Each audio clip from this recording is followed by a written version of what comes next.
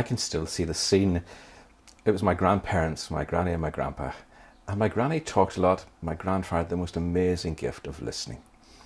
Listening has been something we've been trying to do across the diocese. Listening to each other, listening to vestries, listening to parishes, listening to small groups, large groups, listening to people who belong, listening to people who don't belong, and above all, listening to God. And out of that has emerged, I think, a wonderful vision strategy for this diocese. Vision strategy contains 3 main strands, which has come out of a survey which again the parish were involved in, engaged with. And it was amazing to see across the diocese the similar 3 strands coming out. That we need to engage with culture. The recognition that for many of us there's a disconnection from our local communities, local cultures. And the culture can be quite intimidating and threatening, but we need to engage with it. We need to understand it and find ways of making sure the gospel message, which never changes, is still applicable today. The second theme is that of empowering ministry. The recognition the ministry we have is not mine, it's not yours, it's not ours, it's actually Christ's, which is given to us. And he's called us to be part of this mission and ministry of his church. And the ministry has to be shared. It has to be both lay and ordained. It has to be leadership at all levels. It is about training, resourcing, equipping, and liberating people to be the disciples they're called to be. And so this empowering ministry is about something that every parish has to discover and enjoy because it's God's gift to us. And the third one, which in a sense is the most difficult and the most difficult to define, it's about effecting change. There was a recognition across the diocese that we need to change. We cannot stand still, we cannot stay the way we are, and yet at the same time we have to acknowledge there is a fear of change, a real difficulty in change.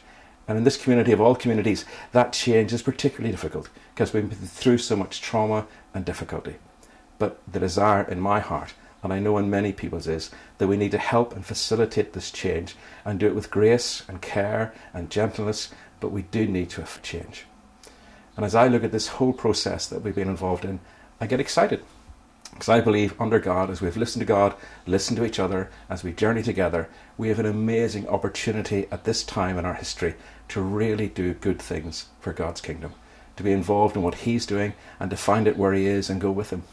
And the thing that I find most exciting, particularly as we celebrate and launch this on Pentecost Sunday, is that we can do this in the context of knowing that the Father's love has never changed, that his love is amazing and his grace is forever.